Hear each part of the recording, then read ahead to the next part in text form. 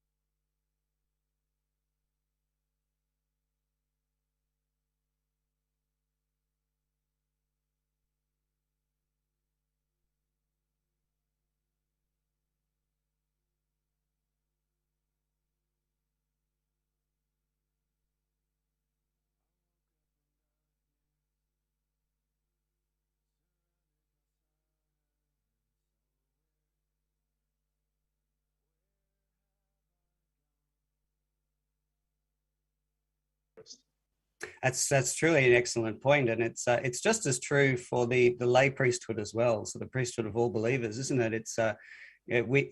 There's no such thing as standing still in the spiritual life, is there, Father? We're either moving forward or backwards. Absolutely, we have to always. It's our life as Christians is a continual process of conversion, whether it's big or small. We're always turning our minds and hearts to God, or at least trying to anyway. Yes. Even if we do stumble.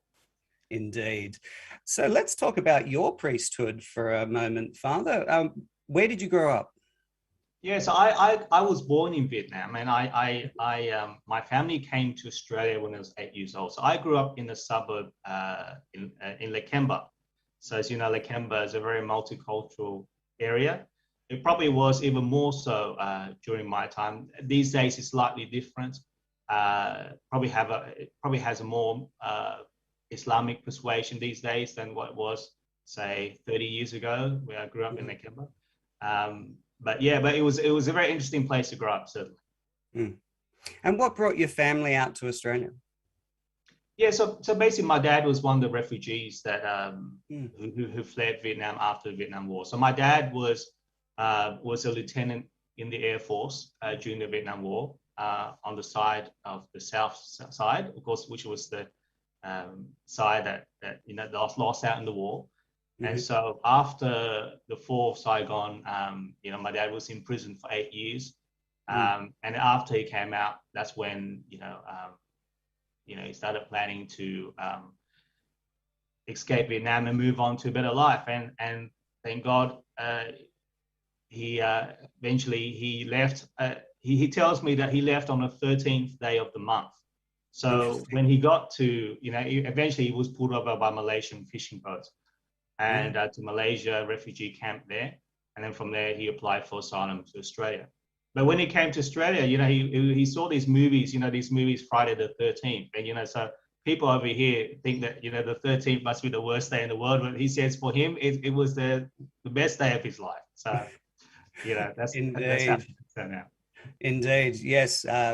I and have then, of course, once he came here, he sponsored the rest of us over. So my mother, my sister, and myself. Wonderful. That's excellent. Yeah, I myself have a particular love of the number 13. I was actually born on the 13th of August and baptized on the 13th of October. So Fatima days. So and of course, St John Vianney was ordained on the 13th of August. So there you go. Is that right? There you go. Thank you for that information. We will get to more about John Vianney very, very soon.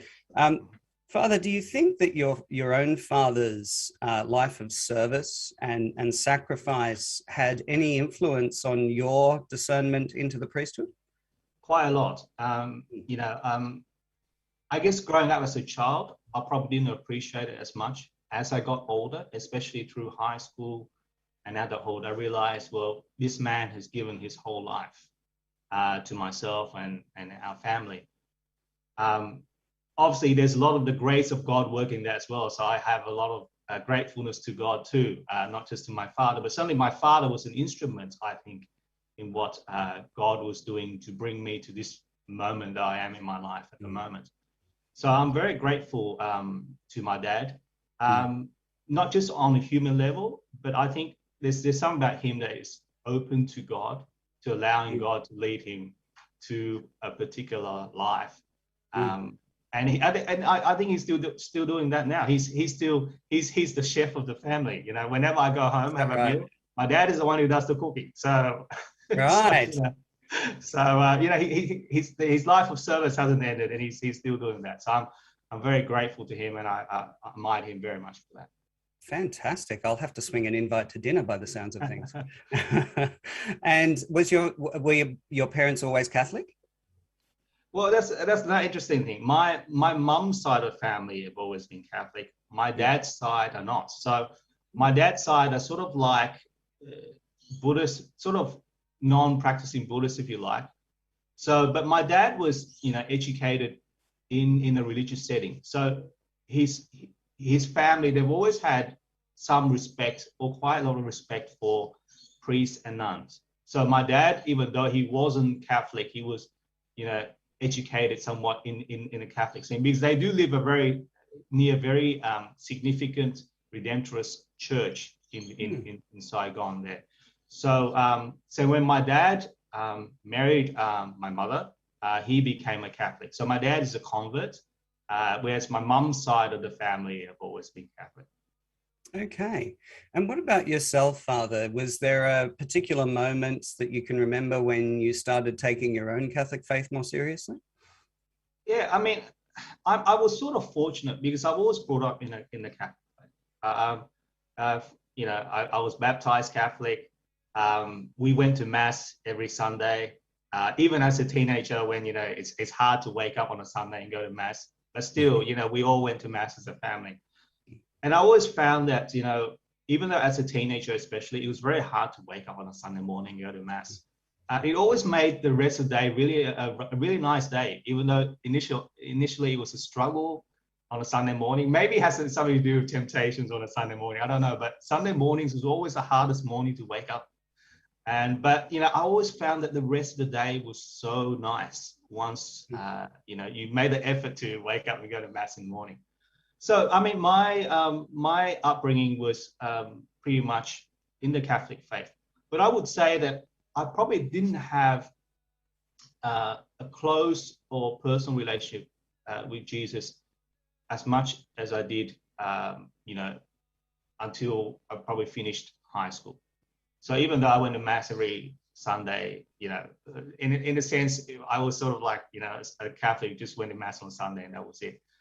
But I think really the major conversion in my life was probably after I finished school, when I started uni, and I had this opportunity to do a course with this De La Salle brother who was from my high school. And it was basically a renewal in the sacrament of baptism. And it just got me to think, well, I'm a baptized Catholic. How do I live my life to make the most of the grace I've been given? And it was, from doing that course and from that realization that I sort of, I've read the scriptures more. I started reading the Bible, especially the stories about Jesus, the New Testament. And I just got much closer in terms of having a desire to really follow Jesus a lot more closely. So I would say that is one of the major points of conversion in my life, if you can call it conversion. I mean, conversions come in big and small. Obviously, that's not the same as your story, Matthew. You have a much greater conversion story than I do. But basically, that was it for me. Yeah, mine is quite dramatic, as many people know, and I wouldn't wish it on anyone. I think I'd rather your story, Father. Now, obviously, we are looking at you in a Roman collar, so something must have happened in your faith journey that changed your life in a completely, I imagine, unexpected direction. Yeah, I mean, as it was from that point of actually trying to have a closer relationship with Jesus, where this idea of following him into the priesthood became very real and became a lot louder to me. As a kid, I've always admired priests. I've always had good priests around me, and there's something about the priests that always attracted me. But after school and when I was coming closer to Christ, especially through the scriptures, it's just a greater desire to follow him more closely. And I thought, what better way it is? There's no other better way to follow Christ than to be one of his priests. And so when I, towards the end of my time at uni, when I finished my degree after 5 years, I decided, well, this is the time to test out that calling, to test out whether this is the life for me. Is this the life? Because I had this inclination in deep within me that the life that I was pursuing, even as an engineer, even something that I really enjoyed, would not bring me the greatest happiness that God had on offer for me. And so that was when I entered the seminary. But when I entered the seminary, I still wasn't exactly 100% sure. But I knew I had to make some sort of leap of faith, if you like. But it was after 1 year of the seminary that I think God really confirmed my vocation for me. And it was on that 30-day retreat, 30-day Ignatian retreat. It's a tough retreat. It's 30 days of silence. But it was, I look back at it now, and I still think it was probably the best moment of my life. Wow. Because it was a time in which I experienced the spirit of evil, in the sense that sort of scared me more than anything else that scared me. And yet at the same time, I experienced the grace of God and the power of God and the victory of God over evil. And to me, that was a great source of inspiration, a great source of encouragement, to say that, this path is worth pursuing, that even if I don't know what the final result is, that it's worth trusting in this God wherever he's leading me, because I know that his power, what he has done in the past in my life, what he continues to do and what he will do, will be good enough for me. It will be better than anything that I could achieve myself.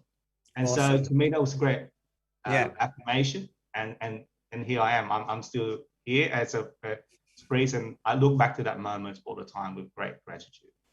That is fantastic. And of course, you make a really good point there that, when you enter the seminary, it's not like they ordain you as you walk through the door. It's continual discernment, isn't it? And there have been many people who have started out in seminary and have come out and gone into the married life. Charbel Raish, for instance, spent a year at the seminary, and yesterday he had baby number 8. And so it is highly encouraged to all men to maybe consider the seminary. Wouldn't you say, Father?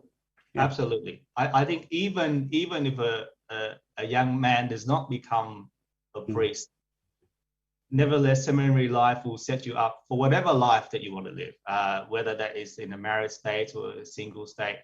I think it helps build a certain routine in prayer and relationship with God that is helpful to anybody. And I think the other thing I want to say about that is that, I think sometimes these days, I think discernment is good, but I think sometimes people discern for too long. It's like they become perpetual discerners. And there's always a bit of a step whenever we're discerning. There's always a bit of step into the unknown. I think that's the way that God leads us. We don't know exactly how the future will turn out. But as long as I think we trust in what God is doing, then we can take that step. That even, let's say you enter the seminary and you discern that is not the life that God is calling you to. Nevertheless, it could be a step in which God is calling you through the seminary, but to other things. So I think, sometimes people can be afraid to take that step. And I think, we shouldn't be afraid. I think we should try to step out a bit because that's the way that God works. Yes, I think I'm hearing that no matter how it turns out, that seminary life is actually something quite wonderful and something to be embraced. Absolutely. Because I think, seminary life, in a sense, is very different to our current culture, our modern culture. It's a life that's disciplined, a life of continuous prayer. It's a life of sacraments, but it's also a communal life with others. So I find that apart from the spiritual development with God and things like that, I found that I've also grown as a human being in the seminary. Because in the seminary, you also have, all different types of people. I think the great thing about the seminary in Sydney at the moment is that I think it's a very good representative of the church in Australia. Yeah, it's got all sorts of different. If you went to churches around Australia, you would get sort of snippets of all that in the seminary. And I think that's a great thing. And that builds the person up humanly as well, because, as I said, there are many different people with different personalities, different opinions. And I think it's great. It helps us to mature in how we relate to others as well. So, I mean, for me, as I said, I grew up quite a bit in the seminaries. I came to seminary when I was 23. And I don't think I was that mature when I entered the seminary. But I think I grew up in that particular environment with the help of God, through prayer and study and all those other things as well. So it sounds like, for the first place, COVID hits and prevents you from going to Rome, which I'm sure is a great disappointment. But it sounds like you've kind of landed on your feet there, Father, by entering back into the seminary life, into this wonderful, ordered, amazing environment. Yeah, it's very interesting because, I mean, people say that you shouldn't love seminary life because you're there to be a priest. You're there to be training to be a priest, not to be a seminarian for eternity. So you shouldn't enjoy seminary life too much. But I've never had a bad experience during my time in seminary in Sydney. So I was always happy to step back into the seminary. Obviously, life is very different as a priest in the seminary compared to as a seminarian. Obviously, as a seminarian, you are under formation in a I guess in the technical sense, and there are certain ways, certain things that you need to do, certain responsibilities. As a priest who's not as a member of staff and it's not a seminarian, there's a greater freedom. So I enjoy the prayer times. I enjoy the meals with the seminarians or with the staff.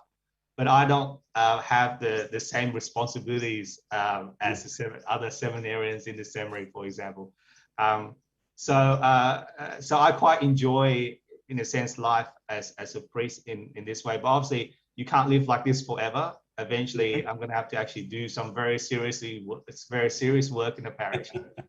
So people tell me I should enjoy this as long as I can, and fair enough. I have to really work hard like all the other priests in Sydney.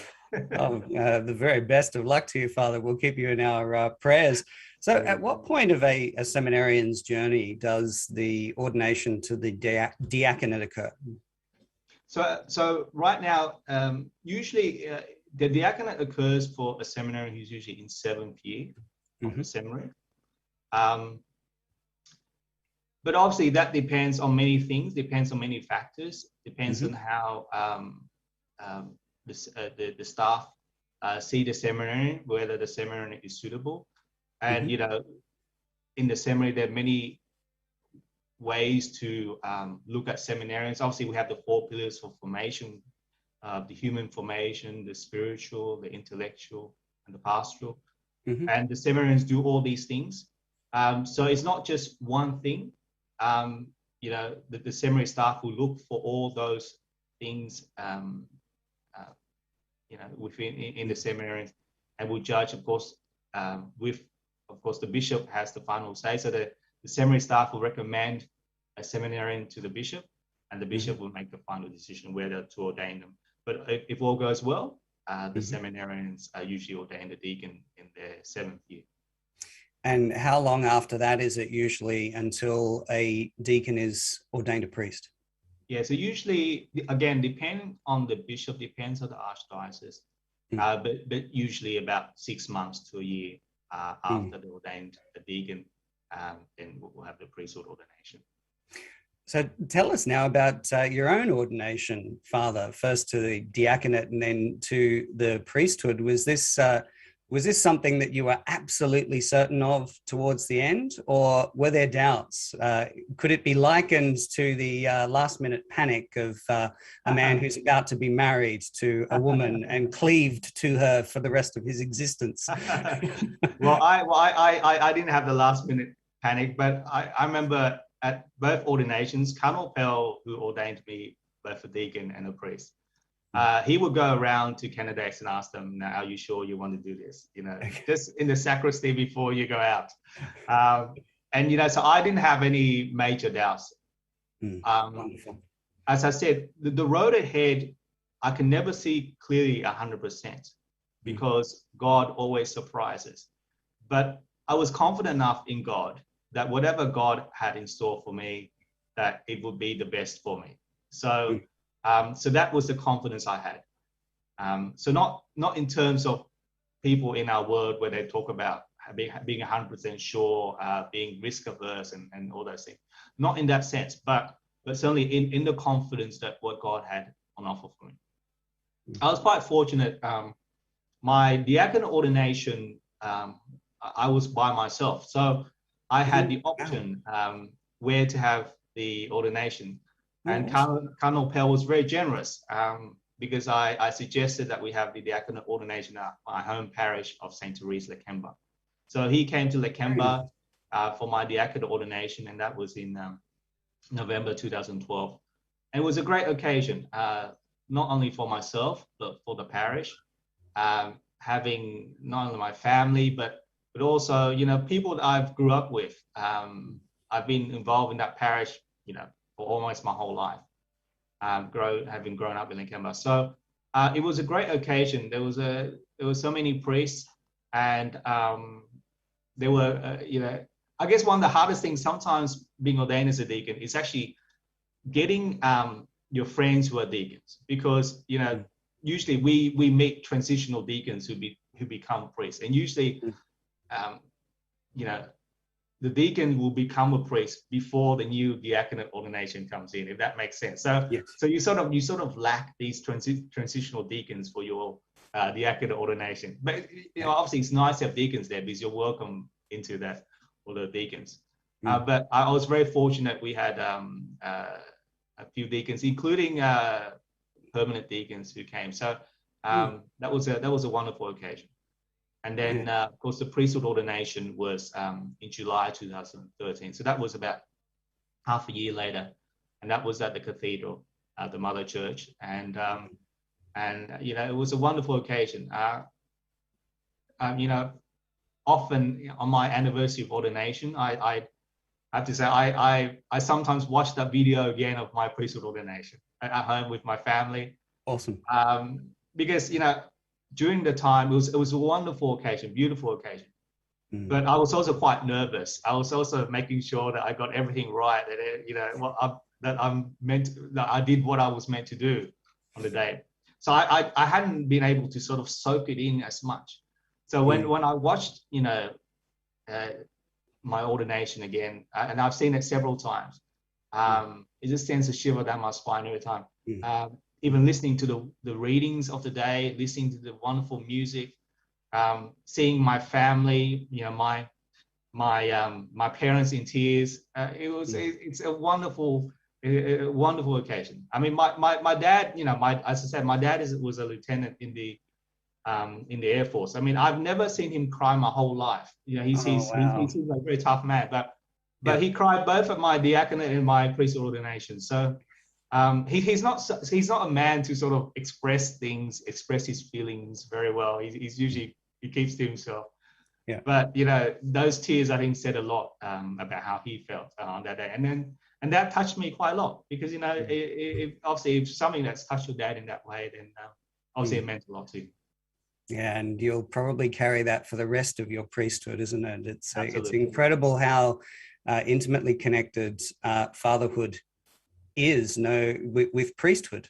No matter whether you're in the ordained religious sense or in the married sense, as I am, and certainly listening to you talk about your ordinations, I'm hearing a lot of similarities to the day I got married as well. So it's good to remember that. Now, you've already mentioned, Father, a great trust in what God had in store for you, and you've mentioned a doctorate. So you clearly like studying, Father. Well, I certainly don't mind studying. I'm a person who thinks that I always need to study. I always need to gain more knowledge. In fact, the more I study, the more I think the more I need to study. Because the more I study, the more I realize how much I don't know. So I don't mind studying. Interesting. When I entered the seminary, going into sort of philosophy and theology, at least philosophy initially, was quite a challenge for me, because I came from the sciences. I came from the maths and the science background. I studied engineering at uni. So when I went into the seminary, I had not wrote an essay for several years, for example. Like in engineering, you write reports, you don't write essays. So even that was not easy for me. But as I continue to develop, I've come to really enjoy it and really love it. And the more I study, especially a subject that I really enjoy, the more I get into it, and the more I'm very appreciative of what the subject matter is. Studiositas is actually a virtue, isn't it, Father? Yeah, I mean, I think the ability, or at least the desire, to learn and to know about the world in which God has created and what God does in that world, that's a great benefit to us all. So yeah, it's something that we should really cherish. That's right. And yeah, we do have almost an obligation to learn more about this God, because the more we know about him, the more we enter into relationship with him. And even those who have never had a sort of a university education can learn more about their Catholic faith through Bible studies and online resources. And that's what Parousia is all about. And so we could pray for that virtue. Lord, give me the virtue to study. Yeah. Now, before we go into the subject of your doctorate, I need to wish you a very happy feast day of St John Vianney, Father. Thank you. Same to you, and same to your listeners. It's a wonderful feast, a wonderful saint, and it's a day worth celebrating. And a great way great day to end our 9-day novena on, as we do every year. And so now we come to the second reason why we were delighted to be able to speak to you, because your doctorate is actually on St John Vianney, is it not? That's right, yes. What attracted you to that subject? Well, when I was studying for my license in Rome, I came across a subject Mm. on St John Vianney. And Mm-hmm. I mean, I've always liked St John Vianney, but Mm. studying this subject on St John Vianney just made me like him even more, and I wanted to go further into this topic because I think he's a fascinating man. You know, we hear about him a lot, but there's so much to it in his, not only in his life, but in his context in which he existed. And I just thought that being a patron saint, the patron saint of parish priest, he would help me a lot in being a better priest for God's people. So that's why I sort of really got into it, and that's why I'm pursuing. Okay, fantastic. Well, so I'm certainly a man who does not know anything about St. John Vianney. I came home to Holy Mother Church at the end of 2015, and my learning curve has been steep. So I'm actually a man who knows very little about St. John Vianney. Where did St. John Vianney, where was he born? Where did he live? And where was his priesthood? Yeah, so St. John Vianney was born in a small town called Dardilly, which is near Lyon, towards sort of the southeastern part of France. He was born in 1786, so just 3 years before the French Revolution, before the upheaval. Wow. And, for those who don't know about the French Revolution, it was a terrible time for the church. It was, the church was decimated. The church in France was, priests were persecuted. The faithful priests were forced underground. So that was the context in which he grew up. And when he struggled through being a person who grew up on the farm. The French Revolution didn't help his education. He struggled through the seminary, at least in academic sense, even though he always had good piety, having grown up in a pious family. He struggled through his priestly formation, was finally ordained a priest in 1815, and then was sent. First he was helping out as an assistant priest, and then he was finally sent to Ars in 1818. And Ars was this sort of small rural parish, about over 200 people. It was sort of out the way parish. Was, nothing much happening. And he came there and he completely transformed the parish. And by the time he died, it was estimated about 120,000 people so came to see him every year, because everybody heard about this priest who was doing wonderful things in the parish. And obviously there were many people coming to him for confessions, and many people experienced miracles through his prayers and all that. So so by the time he died in 1859, this sort of humble priest in a small rural town became the talk of France. And then he was beatified in 1905, canonized in 1925, and became the patron saint of parish priests. Wow, that's quite an amazing story. And as you say, he was born into a very turbulent time, the French Revolution, which was very anti-Catholic. But we're also talking about a period that's not even, or about 100 years after the Protestant rebellion as well. Did that have any influence on his priesthood?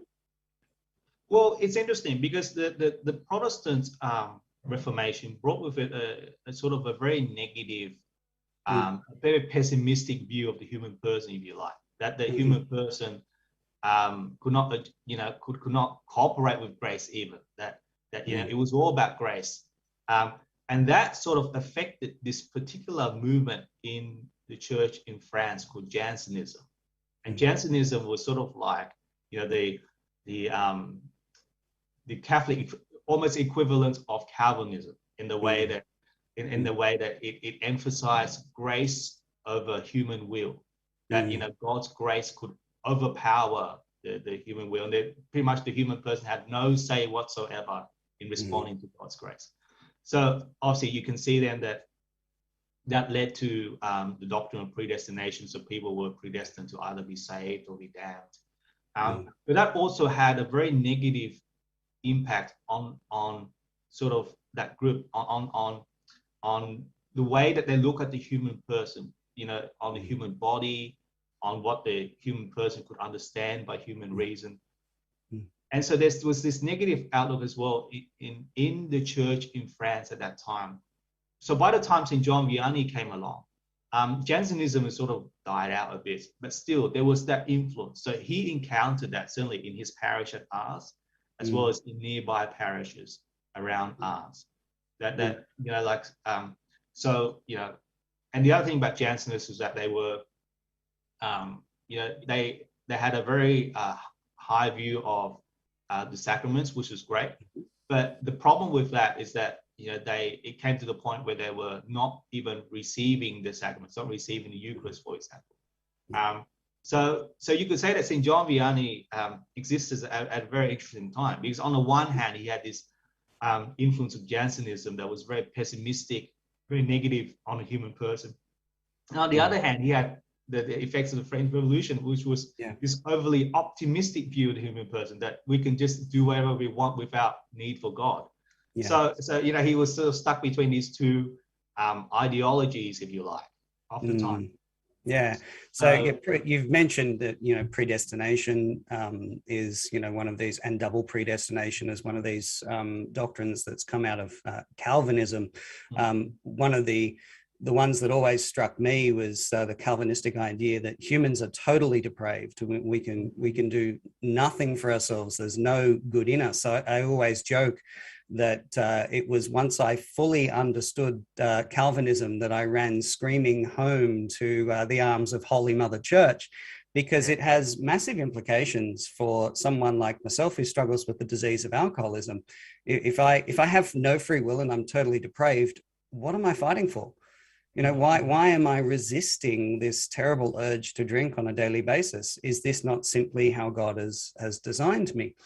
And as you say, this seems to have had this kind of influence on Jansenism, where God seems to be this big bully in the sky who's just waiting for us to mess up so he can punish us. And that terrible idea of, you know, only the holy could receive the sacraments. And so, as you say, you know, we've got the Eucharist, which is, it's the medicine in a certain sense, isn't it, from the divine physician. And it has healing powers, healing for the body and the soul. And so this is, you know, the idea of not receiving the Eucharist is very detrimental to the human person, wouldn't you say? Absolutely. I mean, the Eucharist is the source and summit of our life. Obviously, there has to be a balance in everything that we do, even in this, you know, in this spiritual realm.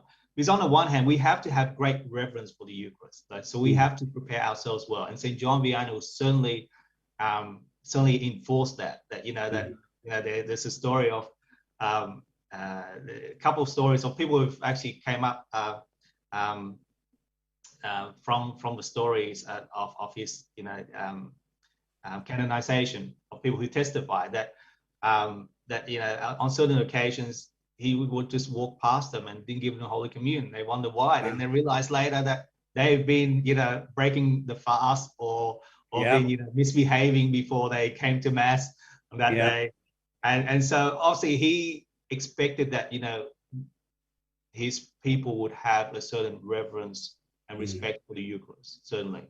But on the other hand, he also wanted his people to receive the Eucharist, to not just think that, okay, well, because I'm so unworthy, therefore I should not receive the Eucharist at all. So there has to be this balance between making ourselves, trying to be ready to receive the Eucharist, but also to be able to accept this great gift of God. And you know, I can't say how important and how great the Eucharist is. I can't express how great it is. I mean, and St. John Vianney certainly, you know, he had a great love for Eucharist. And, you know, when he was the end of his life, when he, you know, when he was older and his voice sort of gave way, and he, you know, back then there were no microphone. So, you know, whenever he's preaching, sometimes he would lose his voice towards the end of his life. He would simply point to the Eucharist. The tabernacle, and just say, he is there. He is there. That's all he needed to say. For him, that was the big factor in everybody's life.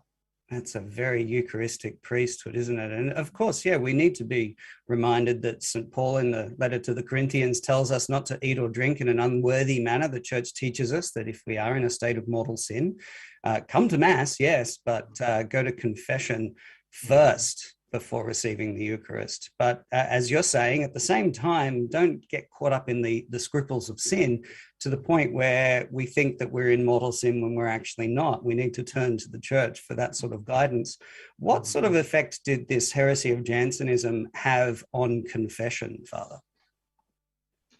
Well, I mean, the Jansenists were very severe on within the confessional. So, you know, for them, you couldn't have imperfect contrition. That is, you know, you sometimes you can go to confession because you fear God, right? So you fear punishment, you fear hell. The Jansenists expected that you can only receive absolution when you come there with the right intention, which is out of love for God. Interesting. So the Jansenists were very strict when it came to confession. And for them, the Eucharistic fast was, in a sense, can be a part of the result of confession. So in a sense that they would actually even advise people to stay away from Eucharist as a way of sort of retribution, if you like, for the sin, as been deprived of the Eucharist for a moment of time. So it was very severe in that sense, very strict, very, you know, you could say it's very disciplined, but it was sort of over the top.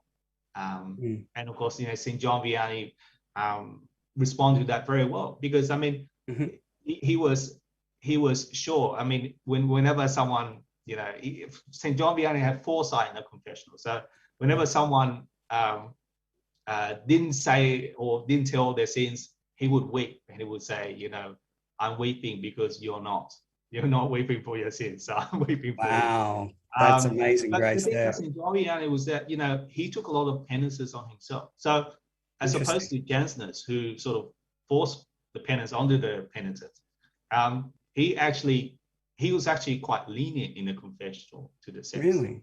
The sense that he took penances on himself. That's why he spent a lot of time mortification, or that taking you know, penance on himself.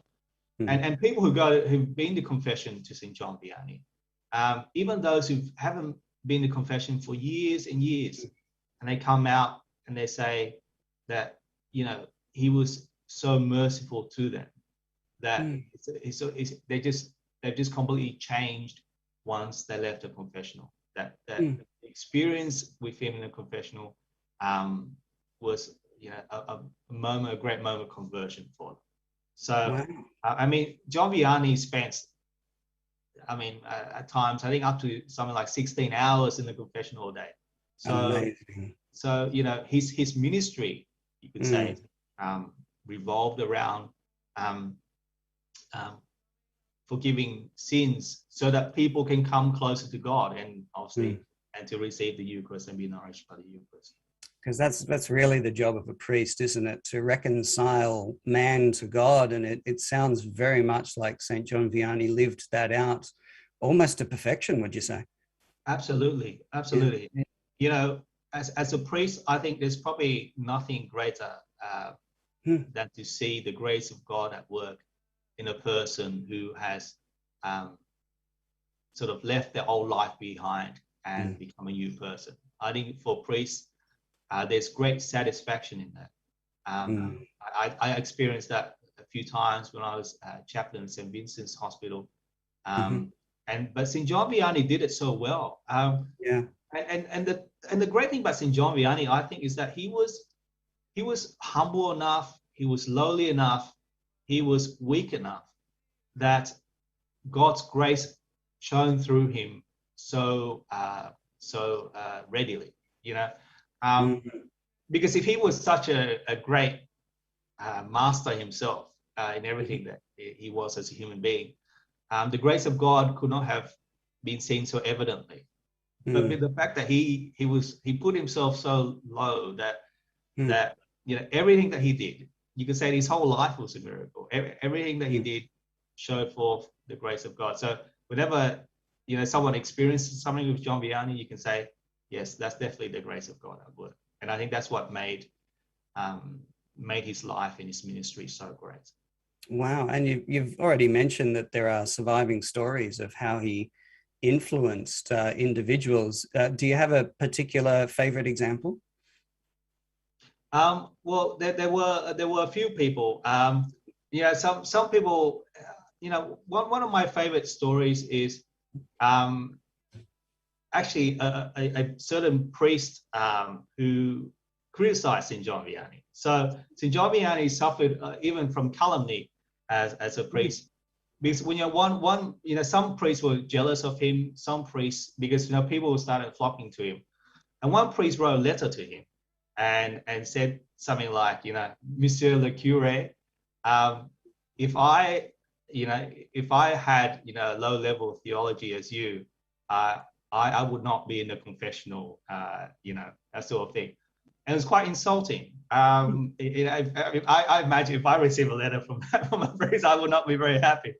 But John Vianney's response was totally unexpected. John Vianney said, my friend, how much love I have for you, that you understood me so well, that you understood how incapable I am, so that if you can work and help me to retire from this work that I'm doing that I'm so incapable of, I'll be very grateful to you, and I can go to a life of solitude and weep for my sins. And it's interesting that responses like that to other priests change them. That instead of being angry at them, he virtually agreed with them that, you're absolutely right to criticize me, because I'm nothing of a person anyway. Wow. But he converted so many hearts. Like the same thing in the seminary when he was, in his formation, he studied with other young men who were, in a sense, brighter academically than he was, and they would often laugh at him, but they were, in the end, they were moved by his piety, by his humility, his dedication to God, and it's those instances that's so amazing, because how does a person react like that without the grace of God? And to me, those instances, I'm so amazed by them, because, as I said, it's not something that I would probably be able to do myself if I was in that situation. But it was because of those responses that really moved others. And this priest who criticized him, in the end, was, actually came up, apologized to him. Wow. Because of his responses. So, that's loving the enemy right there, isn't it? That's right.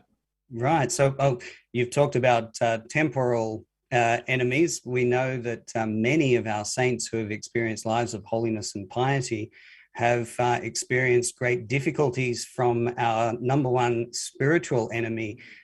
Did St John Vianney experience any sort of great attacks from the enemy?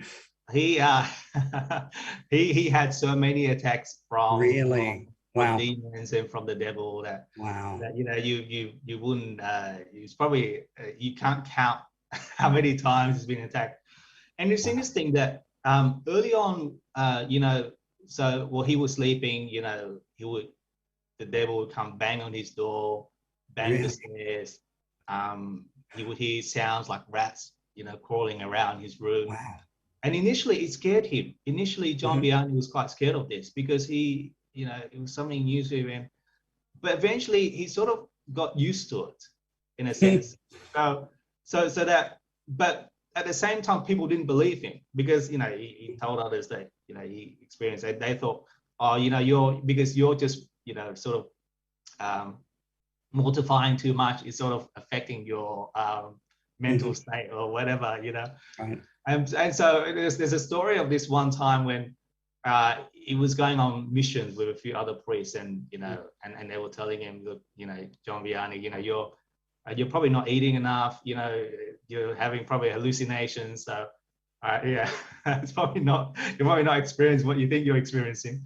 Right. But this one night, the devil came, and he was on mission, so he was with a few other priests, and there was this banging and things were moving around the room, And all the other priests got scared, and they ran to his room, and there was John Vianney just lying calmly on his bed and saying, "Oh, don't worry, this is the devil coming." It's okay. This is normal. So wow. But the thing about John Vianney, and it was on that particular occasion that early in the morning, in the early hours of the morning, there was a knock on the door, and there was this soldier who had walked all night, several hours, to come for confession. Wow. St John Vianney realized that whenever he had these disruptions at night, the evil spirits were, having a go at him, taunting him. They would often, taunt him and say that, there's a place in hell for him, that he was going to hell and all that. He said that whenever he experienced those things, he came to realize that something good was going to happen the next day. That someone would come to him in a confession who haven't been to confession for decades and decades, and there'll be a major conversion. So he came to realize that, hang on, this was a disruptive plan on the part of the enemy. And so I think he came not happy, but he was ready, and he saw as a great opportunity that when the devil came, he knew that it was something good. The devil was trying to stop him from doing something that was going to be very good. So he just got used to it. And the biographers say that by the end of his life, the devil gave up. Wow. So he wasn't bothered at the end of his life anymore, basically. But through most of his life, there were attacks from the devil on many occasions. Wow, this is just amazing stuff. So he's clearly a holy man. He's a pious man. I forget which of our saints said it, but I think someone once said, "Lord, save us from dour saints." Was St John Vianney a good-humoured man, or was he more of the serious type of saint? I think St John Vianney was a very witty man as well. So I guess he would probably be more. You think of him as a, obviously he didn't like dancing, so he's not your outgoing sort of your outgoing not the center of the party, right? but he would be a person who I imagine that it would be great to have a conversation with, because even though you wouldn't think it, being a man who was sort of uneducated for a long time, couldn't read for a long time, he knew the scriptures well, he knew the church's teachings very well, and he knew how to relate it to the common person. So his homilies are always well adapted to the parishioners of his time, or the people who've come to listen to him. So I imagine that if you had a conversation with him, he would be able to present things to you in a way that would really hit home. And I think that shows through from those who've been in confession with him, that they always seem to come out enlightened in some way. Obviously, a lot of that is because the grace of God's working through him. Yeah. I mean, you think, how does a man who's hadn't had the same education as most people would have, and yet he's able to speak with such wisdom in a way that touches the inner being of a person? He can only do that because of God's grace. But nevertheless, he would have been a great person to speak to, I think.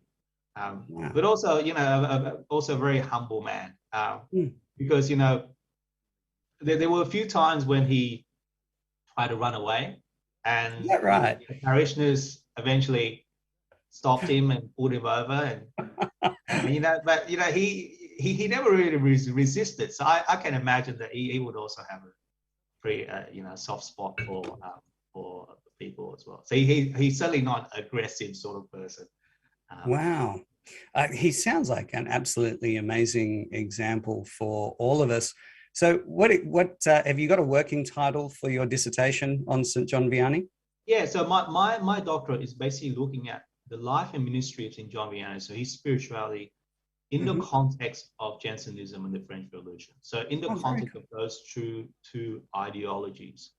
And to basically try to draw some sort of comparison of those two ideologies to today's world, and to see how the diocesan priests respond to today's world, following on the example of how St John Vianney responded to Jansenism and the French Revolution.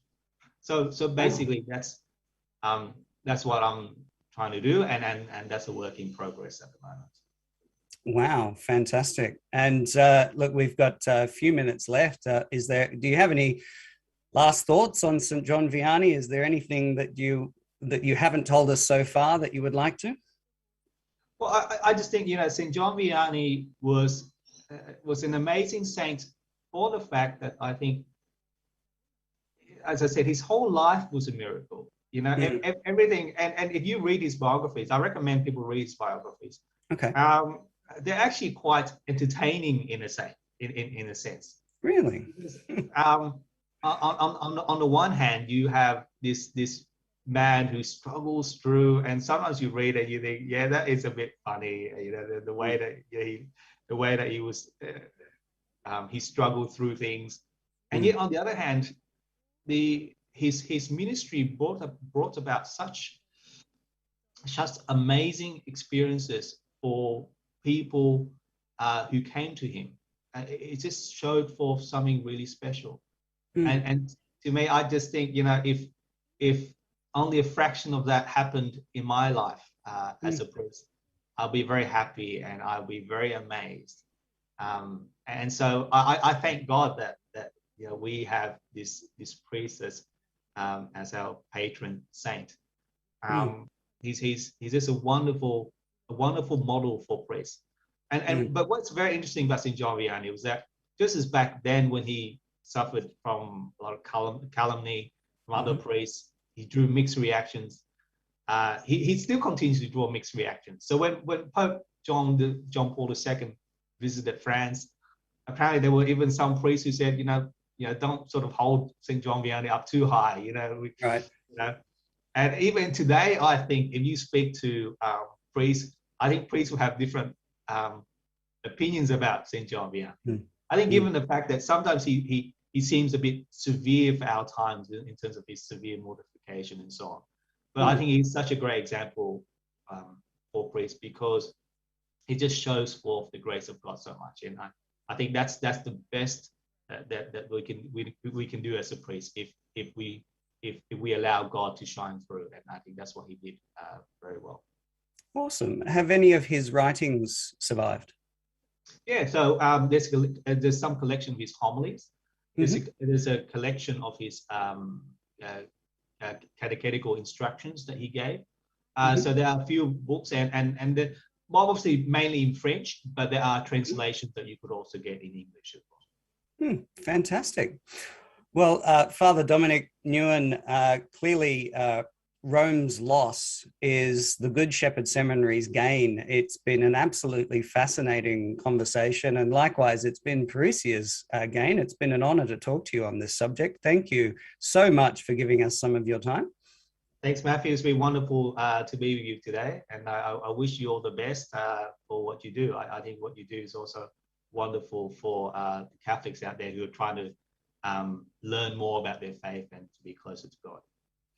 Excellent. Thank you very much. So that's a very happy feast of St John Vianney to all of our listeners, and big thanks for staying with us from me. This has been another Parousia podcast. That's enough from us today. So farewell and God bless.